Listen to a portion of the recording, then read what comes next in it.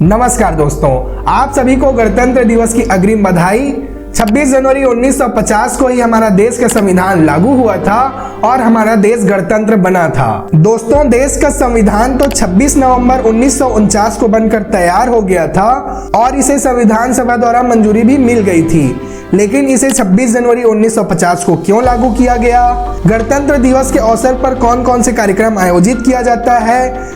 कैसा रहा देश के गणतंत्र होने का इतिहास? आइए इन सब के बारे में इस वीडियो में विस्तार से जानते हैं।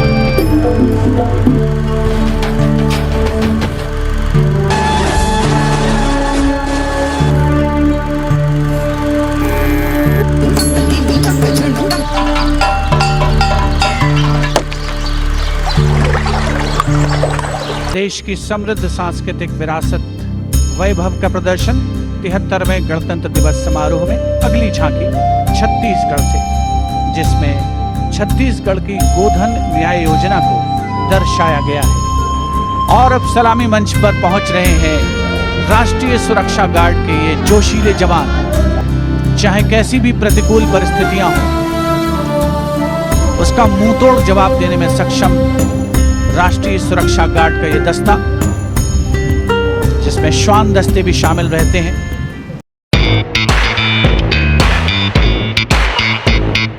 दोस्तों, गणतंत्र दिवस देश का एक राष्ट्रीय पर्व है। इसे 26 जनवरी के दिन मनाया जाता है। इस वर्ष 2024 में देश अपना 75वां गणतंत्र दिवस मनाने जा रहा है। 26 जनवरी 1950 को देश का संविधान लागू किया गया था। लेकिन दोस्तों, सोचने वाली बात है कि देश का संविधान तो 26 नवंबर 1949 को बनकर तैयार हो गया था, लेकिन इसे 26 जनवरी 1950 को क्यों लागू किया गया? आइए इसके पीछे का जो भी इतिहास है उसको विस्तार से जानते हैं। दोस्तों, सन 1928 में मोतीलाल नेहरू जी के अगुवाई में तैयार की गई थी नेहरू रिपोर्ट, जिसमें ब्रिटिश सरकार के समक्ष डोमेनियन स्टेटस की मांग रखी गई थी। दोस्तों, डोमेनियन स्टेटस में राज्य के पास कुछ मामलों में स्वायत्तता होती है और कुछ मामलों में नहीं।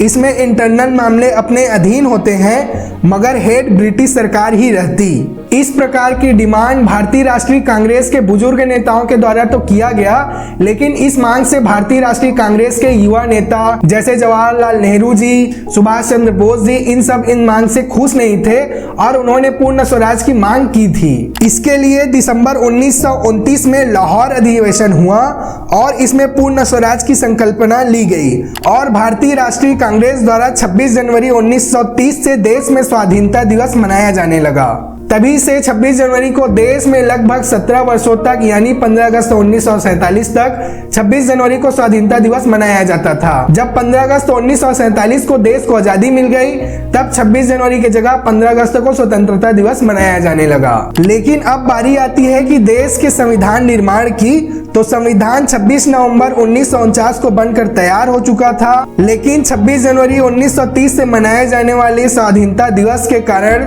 26 जनवरी के महत्व को बनाए रखने के लिए 26 नवंबर को संविधान लागू नहीं किया गया, बल्कि 26 जनवरी 1950 को देश का संविधान पूर्ण रूप से लागू किया गया और इस प्रकार देश गणतंत्र बन गया। India became a republic within the Commonwealth was certainly historic. Beneath portraits of Gandhi and Mr. Nehru, the High Commissioner, Mr. Krishna Menon, read the proclamation at India House.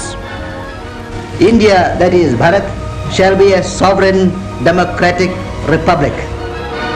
The High Commissioner then made and signed a solemn declaration of his allegiance to the new republic and addressed the gathering. 2.5 years ago, the British Empire passed power into the hands of the Indian people. We became an independent country, and today, by the proclamation of our constitution, made by our own people in the exercise of the wisdom and the determination and the collective responsibility, we have set the formal seal to the inauguration of that freedom in the form of a constitution. Bharat के गणतंत्र बनने की घोषणा आखिरी governor general सी राजगोपालाचारी के द्वारा किया गया था। 26 जनवरी 1950 के सुबह 10:18 पर देश गणतंत्र बना था और इसके 6 मिनट के बाद 10:24 पर डॉक्टर राजेंद्र प्रसाद जी के द्वारा प्रथम राष्ट्रपति के रूप में शपथ लिया गया था। पहले गणतंत्र दिवस के अवसर पर डॉक्टर राजेंद्र प्रसाद जी के द्वारा 21 तोपों की सलामी के साथ तिरंगा फहराया गया और देश को संबोधित भी किया गया। Attended the swearing in of Dr. Rajendra Prasad as President of India at New Delhi. The occasion indeed marked the coming into full force of India's new constitution.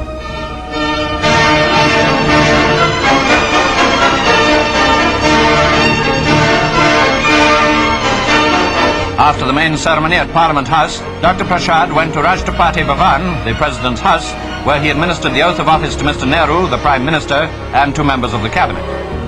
With the magnificent New Delhi buildings as a background, the scene and the ceremonial recalled the dignity and splendor of other days. But in place of a viceroy, attended by his bodyguard of lancers, it was now the President of the Republic who drove in state.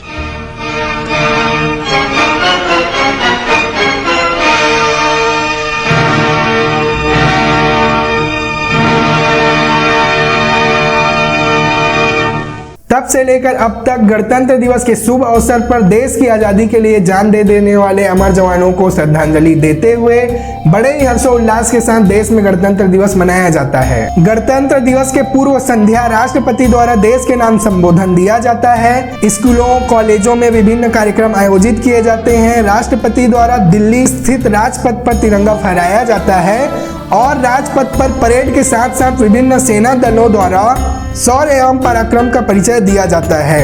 विभिन्न विभागों द्वारा झांकियां तैयार की जाती है और बहुत से मनमोहक कार्यक्रम आयोजित किए जाते हैं। तो दोस्तों, इस प्रकार रहा हमारा गणतंत्र होने का इतिहास और इस वर्ष 2024 में हमारा देश 75वां गणतंत्र दिवस मनाने जा रहा है। आप सभी को गणतंत्र दिवस की पुनः हार्दिक शुभकामनाएं। ये जानकारी आपको कैसे लगी कमेंट करके जरूर बताएं और इसी तरीके के इन्फॉर्मेटिव वीडियो के लिए हमारे वीडियो को लाइक शेयर और हमारे चैनल को जरूर सब्सक्राइब करें। धन्यवाद।